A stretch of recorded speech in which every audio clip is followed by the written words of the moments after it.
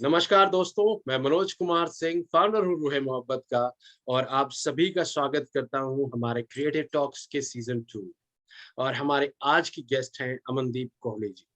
सन 2022 शुरू हो चुका है, नया साल है, उम्मीद है, मगर साथ में कोरोना भी फिर से बढ़ने लगा है, मगर हमें आगे बढ़ते रहना है। अमनदीप जी से आज हम ढेर सारी बातें करेंगे, उनकी किताब के बारे में बात करेंगे, पोएट्री, राइटिंग के बारे में बात करेंगे। पर आगे बढ़ें, उससे पहले मैं रिक्वेस्ट करूँगा अमनदीप जी से, थोड़ा-सा अपने बारे में हमारे दर्शकों को, हमारे लिसनर्स को थोड़ा-सा अपने बारे में बताइए। नमस्कार मनोज जी। पहले तो मैं आपका बहुत-बहुत शुक्रिया अदा करना चाहती हूँ कि आपने मुझे अपने कार्यक्रम में शामिल किया। और मैं ऐसे तो एक हाउसवाइफ़ हूँ और मेरा जो लिखने का शौक है, मैं शौकिया तौर पर लिखती हूँ। और लिखते-लिखते जो मेरी आज एक बुक भी पब्लिश हो गई है, तो वो सबको देखते हुए मुझे बहुत खुशी हो रही है कि आज ये मेरा सफ़र जो है आज यहाँ तक पहुँच चुका है कि लोग मुझे पहचानने लगे हैं। और बस जो बुक है ये लफ्ज़ों का काफ़िला ये आपके सामने है। तो इसके बारे में तो मैं आपको बीच में बाद में जो आप बात करेंगे हम आगे, तो मैं इसमें से जो है आपको पोएट्रीज़ अपनी सुनाऊँगी कुछ और आप भी सुनिए उसको। बिल्कुल, बिल्कुल, हम देखिए रूहे मोहब्बत में पोएट्रीज़ हमारे लिए ईंधन का काम करती हैं, फ्यूल का काम करती हैं। तो उसी से हम आगे बढ़ते रहते हैं और वैसे भी ठंडी है, थोड़ा-सा ईंधन ज़्यादा चाहिए होता है आगे बढ़ने के लिए। तो हम आगे बढ़ें उससे पहले आपने कहा आप एक होम मेकर हैं, अपना घर सँभालती जी, हैं। तो हाँ जी। अचानक क्या हुआ कि एक होम मेकर लेखक भी बन गया? और या फिर मैं दूसरे तरीके से अगर पूछूँ, तो ये लिखने का सिर्फ़ शौक है या फिर आप पहले से भी लिखती आई? सर मैं ऐसा शौक तो मुझे शुरू से था स्कूल टाइम से मेरे, मुझे जी, लिखने का बहुत शौक था। जो मैं नोटबुक्स के साथ और कॉपीज़ के साथ में अपनी एक डायरी भी लेके जाती थी, जिसमें जब भी मुझे कभी ब्रेक मिलता था, तो मैं उसमें कुछ ना कुछ लिखा करती थी। क्या है कि सर थॉट्स जो है वो कभी भी कहीं पे भी आ जाते हैं, तो उसको जी, लिखना बहुत वो आप उस समय जब आ जाते हो अब आप उसको लिख लो, तो वो ज़्यादा बेहतर रहता है क्योंकि बाद में अगर आप कितनी भी कोशिश करो फिर वो समझ में नहीं आता। तो मैं एक डायरी भी मेंटेन करती थी शुरू से। तो हाँ, ये है कि मैं शौकिया लिखती थी। मैंने कभी ऐसा सोचा नहीं था कि मैं आगे जाके कोई अब मेरी बुक पब्लिश होएगी या मेरे को इतना मेरे फॉलोवर्स होएँगे इंस्टाग्राम में, ये मैंने कभी नहीं सोचा था।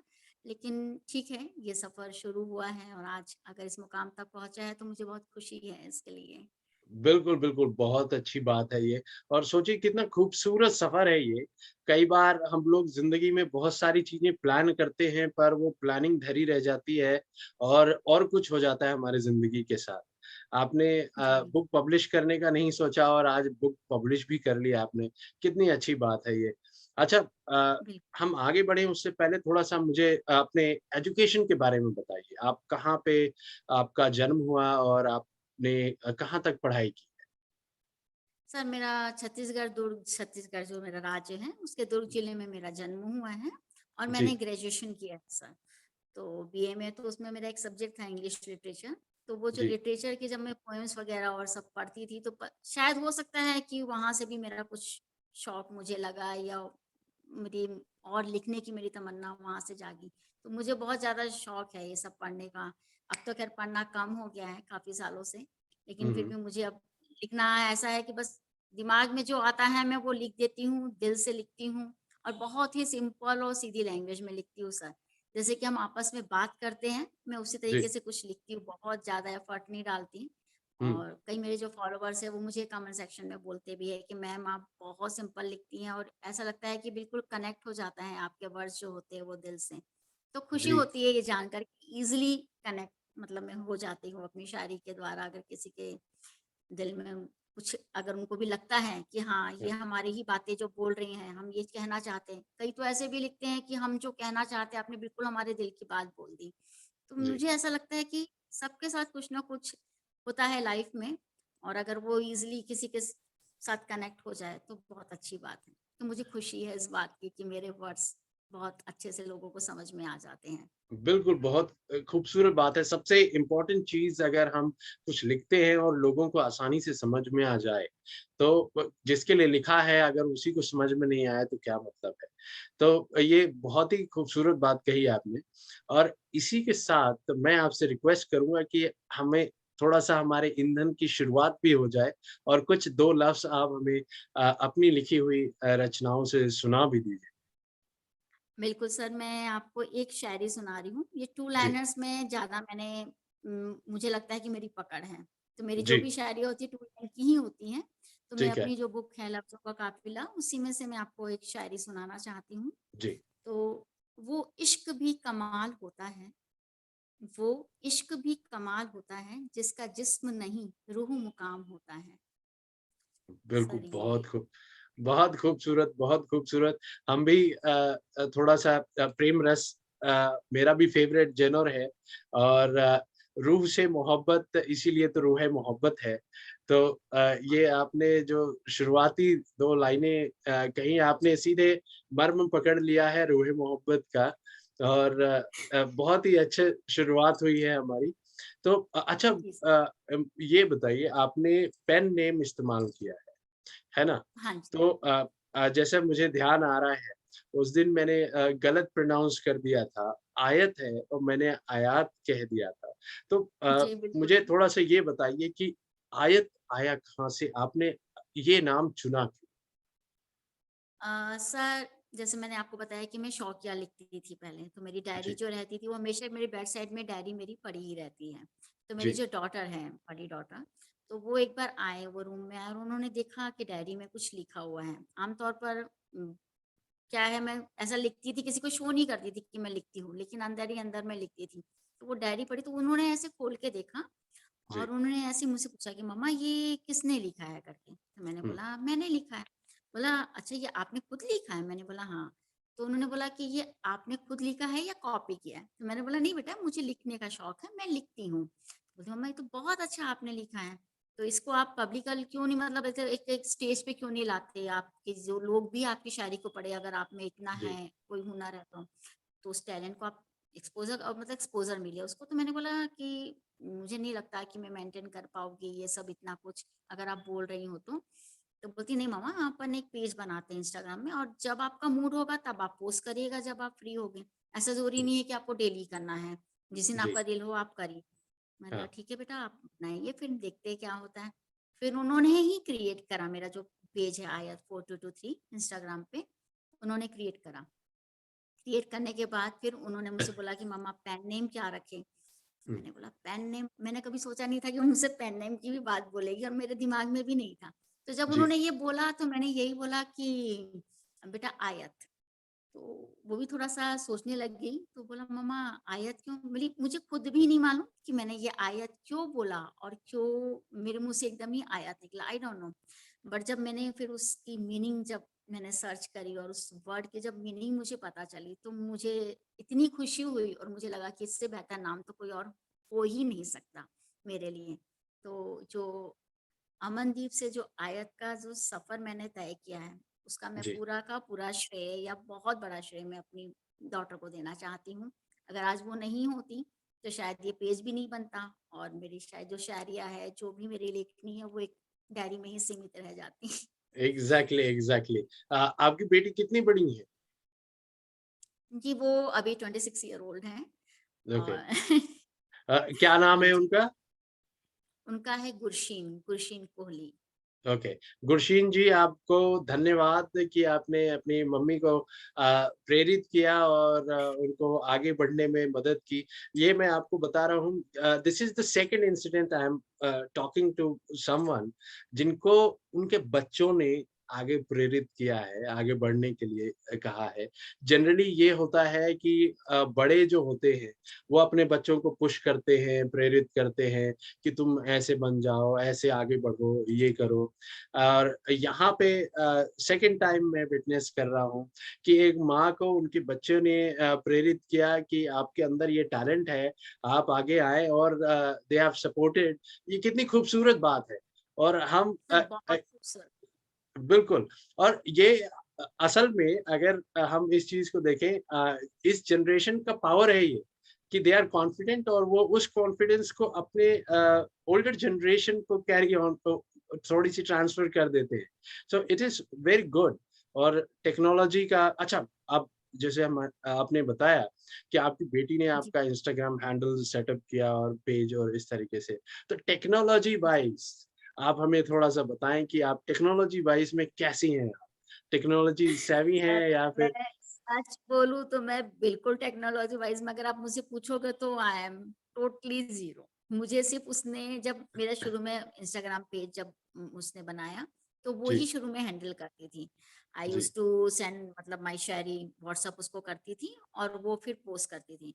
लेकिन जैसे-जैसे उनकी फिर एजुकेशन थोड़ा-सा वो बिज़ी होने लगे, तो फिर उन्होंने बोला कि मॉम कुछ भी नहीं है, मैं आपको एक बार सिखा देती हूँ, कैसे पोस्ट करना है, कैसे इमेज पे आपकी जो शायरी है उसको सेट करना है और आप खुद हुँ, ही पोस्ट कर लीजिए।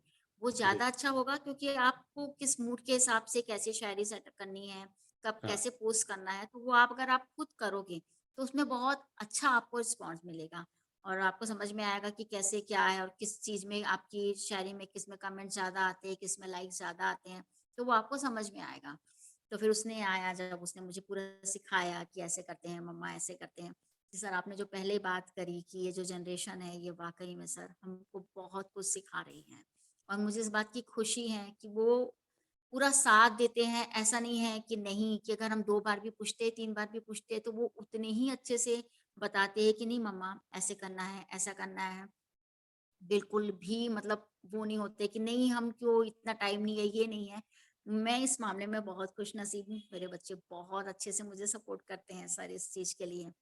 और फिर मैंने इस तरीके से उसने मुझे कुछ टेक्निकल कुछ चीज़ें सिखाई, कुछ बताई और अभी भी अगर मुझे कुछ प्रॉब्लम होती है तो सर वो ही मुझे हेल्प करते हैं और बहुत अच्छे से मुझे सपोर्ट करते हैं आगे इस चीज़ के लिए। वाह! आई एम कितनी अच्छी ब्लेस्ड। बात है। और इसमें आपने कुछ बहुत ही इम्पोर्टेंट पॉइंट्स मेंशन किए हैं, जैसे कि कौन से ऐसे कंटेंट हैं जो आपके ऑडियंस पसंद करते हैं, किस तरीके का इंटरैक्शन हो रहा है, ये जानना बहुत ज़रूरी है। और ये किसी भी बिगिनर के लिए भी बहुत इम्पोर्टेंट है। आप शुरू कर रहे हैं, आपने लिखना शुरू किया है, कई बार आदमी डिमोरलाइज़ हो जाता है कि यार मेरे उतने लाइक्स नहीं आ रहे, कमेंट नहीं आ रहे, उनके तो हज़ारों आ रहे हैं, मेरे तो 1-2 भी नहीं आ रहे हैं, गिने-चुने दोस्त हैं, वो भी कमेंट नहीं करते हैं। तो कई बार लोग डिमोरलाइज़ हो जाते हैं। तो यहीं पे एक बहुत ही अच्छी बात आपने अपने बात में ही बता दी कि कंसिस्टेंट रहना है और चीज़ों पे ध्यान देना है कि कहाँ पे इंटरेक्शन हो रहा है, कहाँ पे कैसे क्या कमेंट आया, क्या चीज़ आया, उस चीज़ को ध्यान देना होगा। टेक्नोलॉजी आज भले हम उतने ज़्यादा टेक्नोलॉजी कई लोग पसंद नहीं करते हैं, पर बिना टेक्नोलॉजी के ज़िंदगी आज की चल भी नहीं सकती है। तो थोड़ा-सा उस चीज़ पे ध्यान देना पड़ेगा। अच्छा, हम आगे बढ़ें उससे पहले मैं चाहूँगा कुछ 2-4 लाइनें और आप हमें सुनाएँ। हमारा फ्यूल थोड़ा ठंडी में जल्दी बर्न होता है एनर्जी मेंटेन करने के लिए। जी, बिल्कुल सर, बिल्कुल। जी, सर एक और है शायरी मेरी, जी।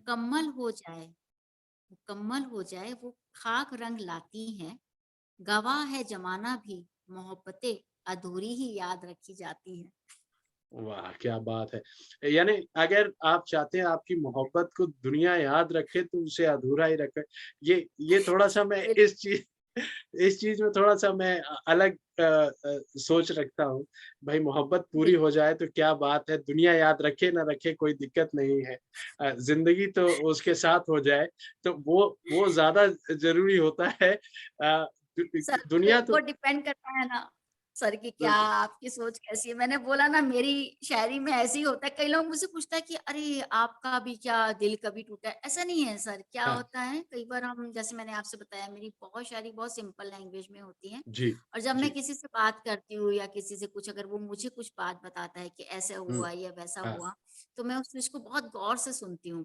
और ऐसा जी, नहीं कि जो मेरी शायरियाँ है ये ऑब्वियस है ये कि सबको पता है कि बहुत हार्ट ब्रोकन और ये सबके ऊपर डिपेंड होती है, लेकिन हुँ, ज़रूरी नहीं है। लेकिन जब मैं उनको सुनती हूँ और उनके बारे में कुछ तो मैं उस चीज़ को एक चीज़ को फिर खुद भी फ़ील करती हूँ और फिर ये जी। वर्ड्स ऑटोमैटिकली आ जाते हैं और बस ऐसा ही है सर। अब आपका कहना ठीक है, मुकम्मल हो जाए मोहब्बत वो भी अच्छा है, साथ में रहना मिल जाए। लेकिन हाँ, शायद मैंने ये तब लिखा होगा जब मैंने किसी से बात करी होगी और उसका दिल टूटा होगा, उसने मुझे बताया होगा, तो शायद ये हाँ, तब की वो होगी। हाइट ऑफ पॉजिटिविटी हो गया कि भई अभी किसी बिल्कुल, का फ्रेश आजकल तो मीम भी बनने लगे हैं। लोग मीम के बिल्कुल, माध्यम से चीज़ों को शेयर करते हैं। किसी का दिल टूटा बिल्कुल, होगा तो पॉजिटिव अपने दिल को तसल्ली देने के लिए ऑल इज़ वेल बोलने के लिए उसने बोल दिया चलो अब मेरा भी प्यार जो है अमर हो जाएगा, दुनिया याद रखेगी। तो ये वाली बिल्कुल चीज़ है। सर। अरे! तो अब सर बहुत खूब जैसे हाँ, एक ये शायरी है, वक़्त जी, के ऊपर है सर। जी, जी। तो तेरी मशरूफ़ियत देखकर सोचती हूँ मैं, तेरी मशरूफ़ियत देखकर सोचती हूँ मैं, क्या तुझे खुद हुँ, के हुँ। लिए भी वक़्त मिलता है अपने वक़्त से? वाह! क्या बात है। बिल्कुल, बहुत ज़्यादा लाइफ़ बिज़ी हो गई है आजकल और मगर बिल्कुल शायद सर। कोरोना ने टाइम दे दिया है। तो अब हाँ जब सर, हम बहुत ज़्यादा टाइम दे दिया है। अच्छा, तो मेरा नेक्स्ट सवाल उसी पे है कि हाँ जी सन सर। 2020 से जब लॉकडाउन लगा है, हम वर्चुअली एक तरह से लॉक्ड इन ही ज़िंदगी जी रहे हैं। और जी, ऑफ़िस कम जाना होता है और स्कूल और कॉलेज की भी पढ़ाइयाँ जो हैं वो अब घर से हो रही हैं सीधे। बिल्कुल। तो थोड़ा-सा मैं जानना चाहूँगा आपके लिए ये साल कैसा रहा है? एक होममेकर, एक पोएट, उसके लिए ज़िंदगी कैसी रही है ये पिछले 2 साल कैसे रहे हैं? थोड़ा-सा हमें बताइए। सर, पिछले 2 साल तो कैसे रहे हैं, ये तो सब देख रहे हैं, बहुत ही मुश्किल गुज़रे हैं। और जी, मैं नहीं समझती कि जब तक आज तक ऐसा बुरा वक़्त हमने कभी देखा हो।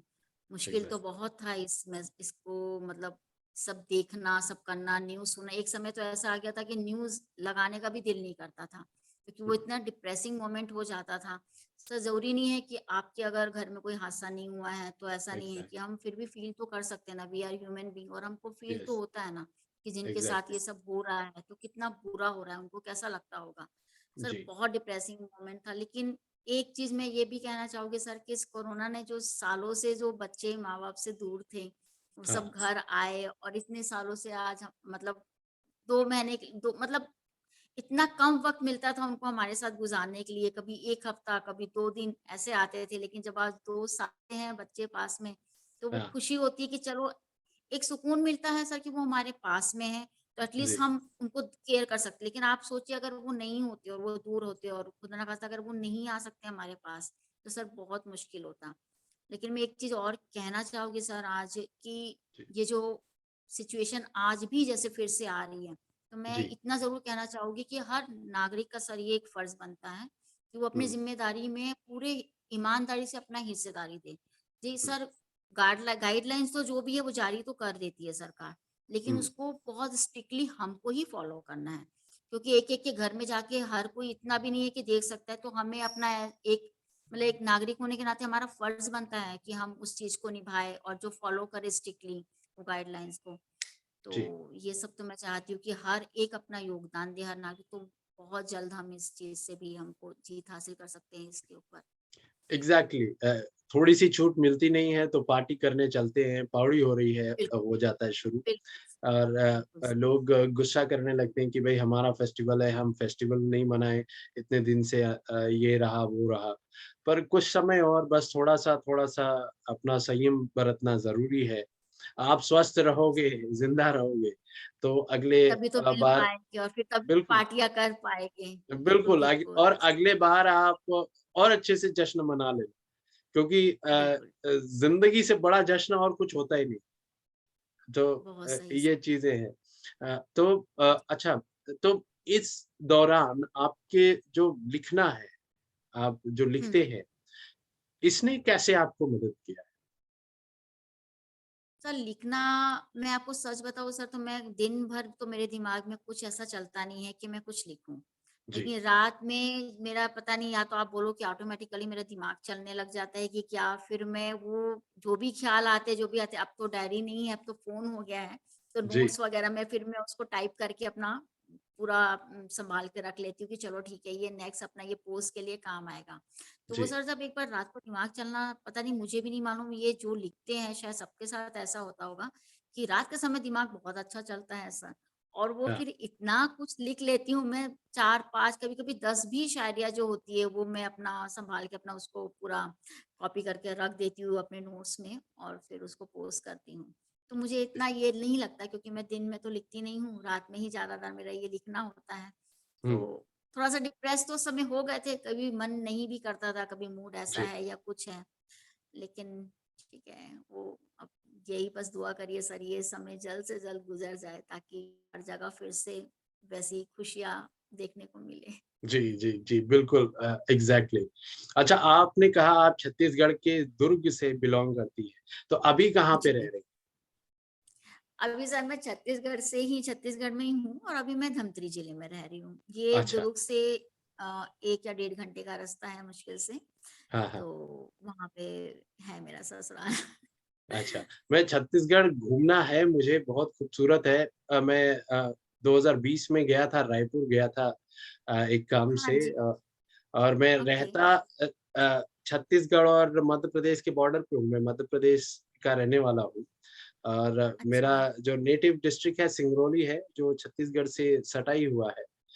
तो अच्छा मगर सर, कभी मुझे जाने का मौका नहीं मिला ऐसे कि घूमने के लिए। पर अब जो एक बार जाके आ गया हूँ और थोड़ा-सा मैंने देखा है और प्रकृति से मुझे बहुत प्रेम है और छत्तीसगढ़ में तो बहुत सारा प्रकृति है, सर बहुत, डाइवर्सिफ़िकेशन बहुत, है। तो एक जी, बार जी। अब थोड़ा-सा कोविड वगैरह बेटर हो जाए सिचुएशन, तो मैं अपने रूह-ए-मोहब्बत का ही लेके इवेंट करते हुए छत्तीसगढ़ घूमूँगा और वहाँ की बिल्कुल सर संस्कृति आइए, और आपका स्वागत है हमारे राज्य में। बिल्कुल आइए। बिल्कुल। तो अच्छा ठीक है हम आगे बढ़ते हैं। अच्छा मुझे ये हाँ जी, बताइए कि अ, आपका सबसे बड़ा सपोर्टर कौन है फैमिली में? जब फैमिली आप में लिखते सर हैं सब आपके राइटिंग को सपोर्ट करने वाला कौन है सबसे बड़ा? सर जो आपको पहले बता चुकी हूँ डॉटर जो है मेरी एल्डर डॉटर, वो तो हुँ, मुझे सपोर्ट अभी भी करते हैं। जैसे अगर मेरा कोई कई पोस्ट होती है जो एक हुँ, जैसी हो जाती है, जैसे बोलती है एक ही मूड की होती है, तो वो आके मुझे मम्मा बोलती है, "ये मम्मा बहुत हो गया, एक ही मूड पे चल रहा है ये, थोड़ा-सा चेंज करो।"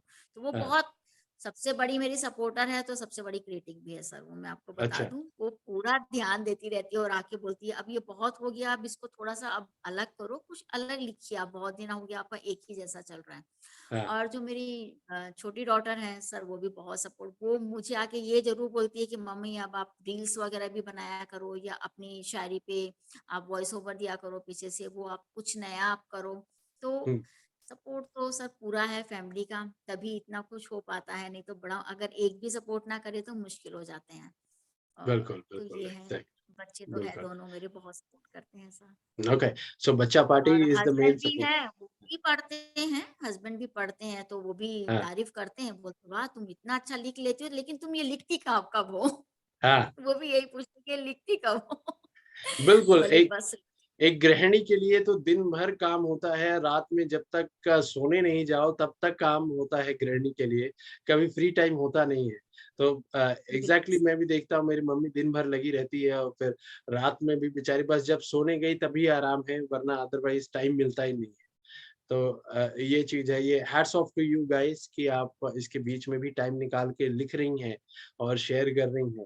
तो यानी कुछ टाइम मैनेजमेंट अगर किसी को सीखना है तो उसे होम मेकर्स के पास आके पूछना चाहिए कि tell us how to manage time because corporate नहीं कर पा रहा है टाइम मैनेज लोग टाइम मैनेज नहीं कर पाते हैं। तो ये बहुत ही खूबसूरत बात है। अच्छा थोड़ा-सा और फ्यूल हो जाए कुछ 2-4 लाइनें और सुन लें हम। बिल्कुल। सर एक ये मैं ये जो आपके सामने एक थोड़ी-सी पढ़ने जा रही हूँ, उसके बारे में जी, एक किस्सा मैं आपको सुनाना चाहती हूँ कि वो जी, किस्सा है सर कि एक लड़की है, उसे एक लड़के से तो बहुत मोहब्बत है, प्यार है, जी। लेकिन वो जानती है कि वो भी उससे प्यार करता है, पर हाँ, क्योंकि शायद वो इज़हार नहीं कर पा रहा किसी कारणवश, हाँ, तो उसके ऊपर ये 2 लाइन है, हाँ। ख़्याल तुझे भी है मेरा, इस बात से इनकार ना कर, मैं जो कहना चाहती हूँ, उसका ख़याल तो कर, तू आसमान है मेरा, मुझे ज़मीन ना कर, शुक्रिया है तेरा जो किया है तूने मेरे लिए, एक नज़र की आरज़ू है तेरी, कबूल तो कर। वाह! क्या बात है। बहुत खूब कहा आपने, इसमें बहुत खूब लिखा है। मगर एक चीज़ मैं जानना चाहूँगा, आज थोड़ा-सा एक हम मॉडर्न वर्ल्ड में रह रहे हैं। यहाँ पे कई बार ये होता है कि लड़के को ही एक्सपेक्ट किया जाता है, अगर दिल में कुछ है तो लड़का ही बोले। लड़की भी तो प्रपोज़ कर सकती, बोल सकती है कि भई देखो मेरे मन में ये है। तो ये थोड़ा-सा कई बार क्या होता है, फिर लंबा खिंच जाता है। भई प्यार तो दोनों को है, पर दोनों में से कोई नहीं बोल पा रहा है। और इसमें यहाँ पे कोई गलत बात नहीं है कि लड़का भी थोड़ा-सा झिझकता है। झिझकना अच्छी जी, बात है। उसके लिए ये एकदम ही फ्रैंक हो जाना मेरे हिसाब से वो उतना अच्छी बात नहीं है। कई बार लोग जो है इन्फैचुएशन में उसको लव समझ बैठते हैं और उसकी वजह से प्रॉब्लम हो जाती है। तो हम आगे बढ़ते हैं और एक सेकंड।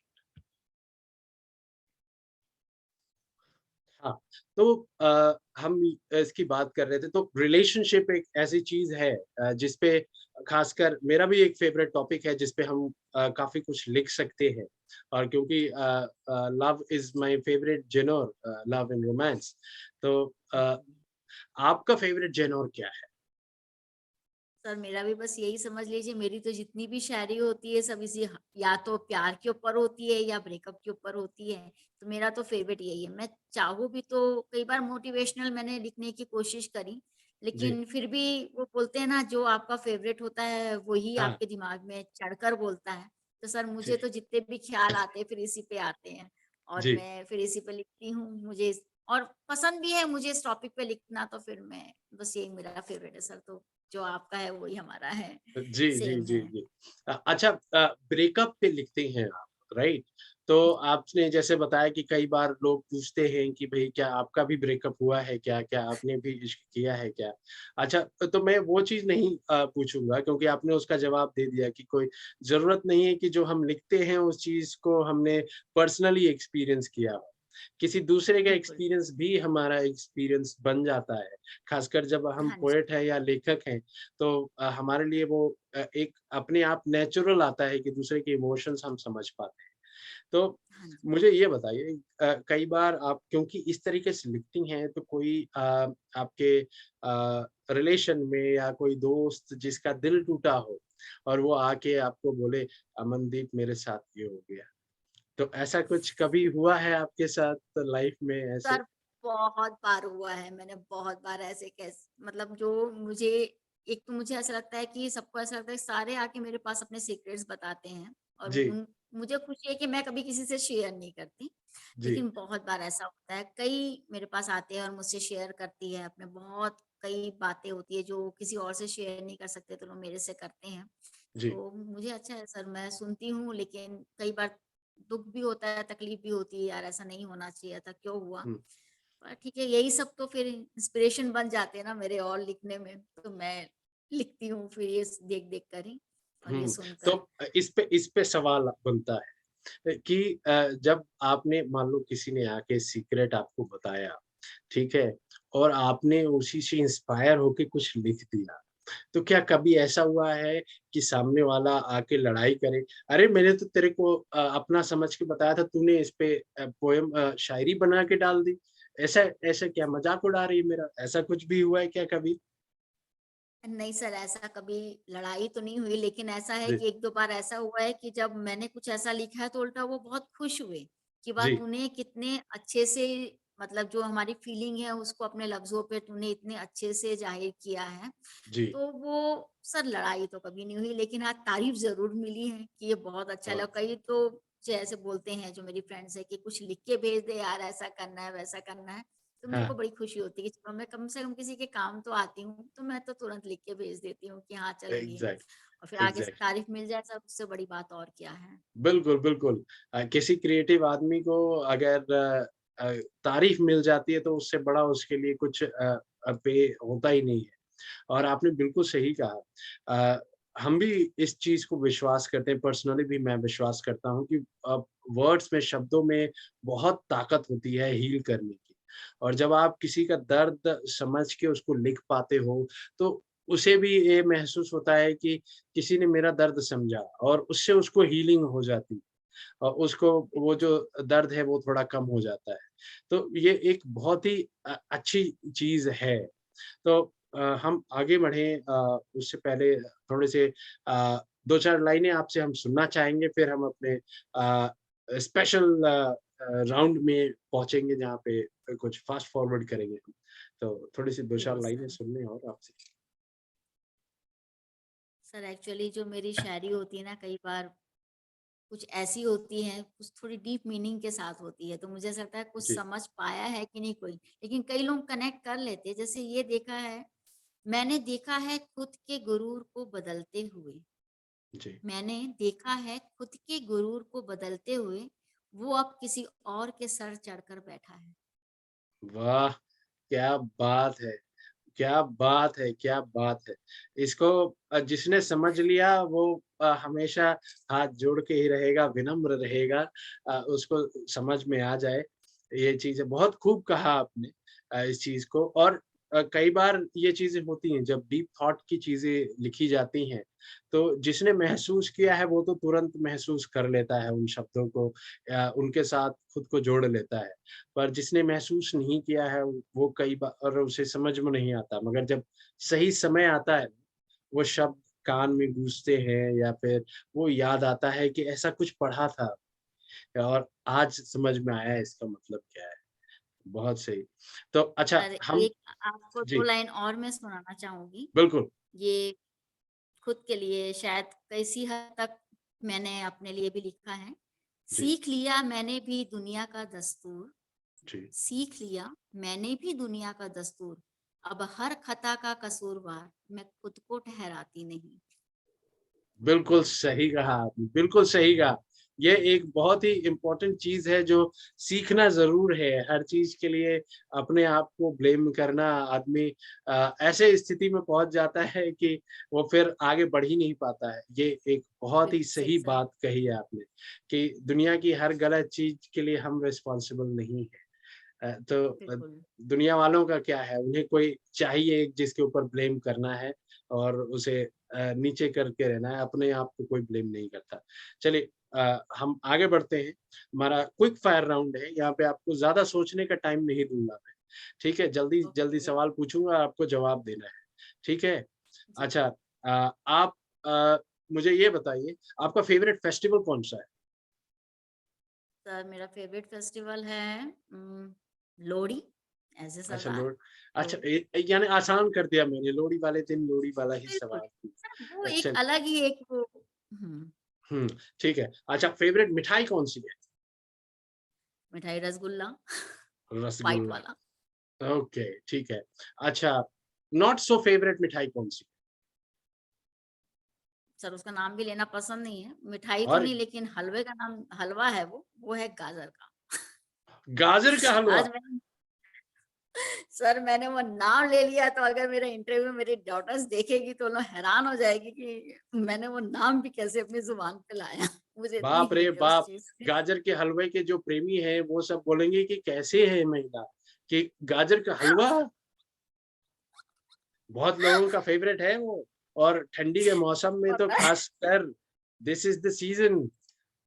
चलिए, सर अच्छा वो हाँ, अच्छा ये बताइए आपका फ़ेवरेट डेस्टिनेशन कौन-सा है? Sir destination Darjeeling. दार्जिलिंग। गई हैं आप दार्जिलिंग?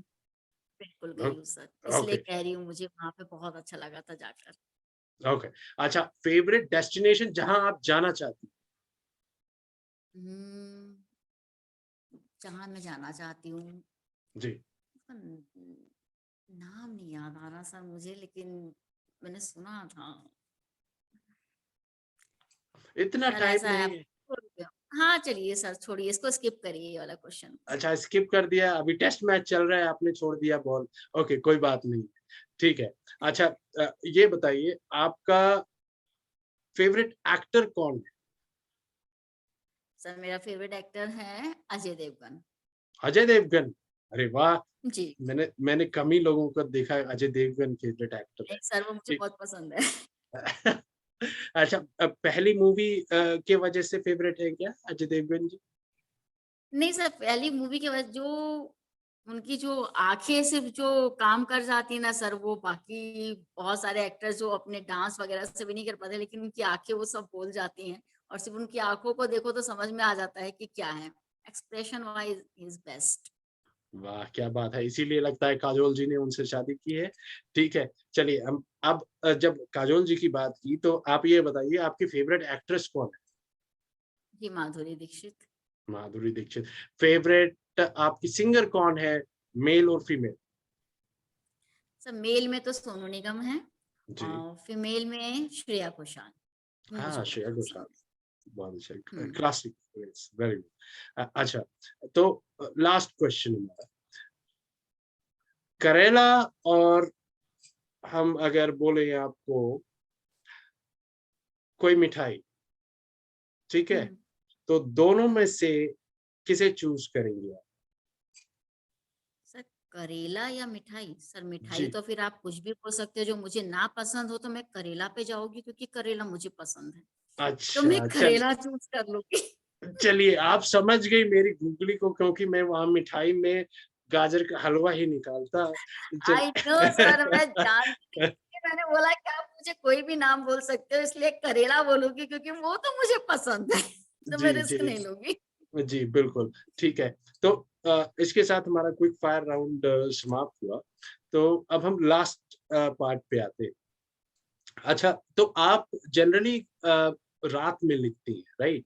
तो कितने देर तक आप लिखती हैं रात सर कभी ऐसा होता है कि 1 घंटा भी लग जाता है, कभी 2 में? घंटे भी लग जाते हैं। क्योंकि हुँ, वो जो थॉट्स हैं ना सर वो फिर एक बार दिमाग में आना चालू होते हैं तो फिर आते ही रहते हैं।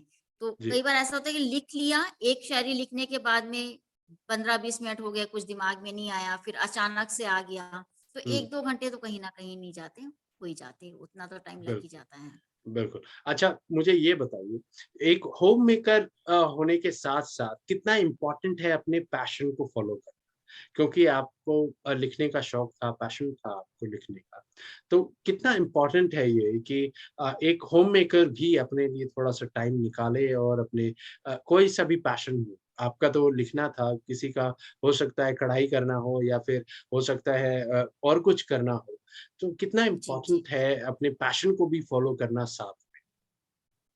सर बहुत इम्पोर्टेंट है मुझे लगता है क्योंकि अगर वो पैशन अगर आपके अंदर है और वो हुँ, रहेगा तो वो आपको बहुत सारी चीज़ों से आपको बिल्कुल मतलब वो सोचने पे मजबूर कर देता है कि हमको ये सब चीज़ें जो है ये सब ईज़ी लगने लग जाती है, ईज़ी गोइंग। क्योंकि जब आप सारा काम-वाम करके आप थक के आप रात को जब आते हो और यहाँ ये क्या हुआ वो सब सोचने की बजाय अगर आप ये सोचो कि जो आपका पैशन है अगर आप उसके लिए अपना थोड़ा भी वक़्त निकालते हो और उससे जुड़ी कुछ भी चीज़ करते हो, तो वो आपको जी, कितनी खुशी देता है। क्योंकि वो एग्ज़ैक्टली। आप अपने पूरे दिल से करते हो, पूरी खुशी से करते हो, तो उसमें जी, आप सारा दर्द, अपना सारा गम मेरे ख़्याल से भूल जाते हो और बस फिर उसमें आप पूरा दिल लगाकर वो काम को करते हो तो फिर कोई और हर कोई चीज़ बहुत छोटी लगती है, वो चीज़ बहुत बड़ी लगती है। तो मेरा मानना है कि पैशन तो कभी नहीं छोड़ना चाहिए, उसको कंटिन्यू रखना चाहिए और अपने हुँ, अंदर ज़िंदा रखना चाहिए, ताकि एग्ज़ैक्टली। आप बिल्कुल सही बिल्कुल। कहा आपने।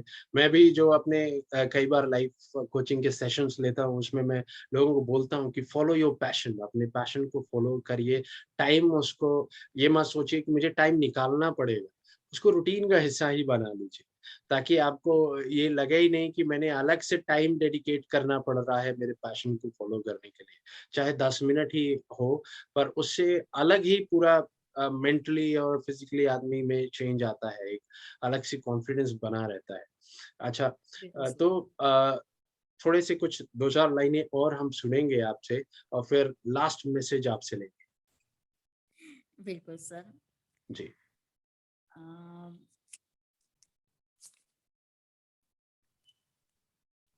तुझ पर मेरे एतबार की हद ना पूछ, तुझ पर मेरे एतबार की हद ना पूछ, जानती हूँ तो कभी मेरा होगा नहीं, फिर भी तेरी बातों पर यकीन किए जा रही हूँ। बड़ी गंभीर मसला है ये। इस पे बड़ा ही गंभीर मसला है। इसे बहुत लोगों का दिल टूटा होगा इसमें कि जहाँ उम्मीद नहीं है, वहाँ भी उम्मीद बाँधे बैठे हैं। सर ये एक आप थोड़ा-सा सुनिए। जी, पूछ लेता है, अब भी मेरा हाल वो कभी-कभी। जी। पूछ लेता है अब भी मेरा हाल वो कभी-कभी, शायद उसे अपने दिए हुए जख्मों पर यकीन नहीं। अरे बाप रे बाप! सर ऐसा ही तो है मेरा। बिल्कुल, बहुत बिल्कुल। बहुत खूब लिखा आपने।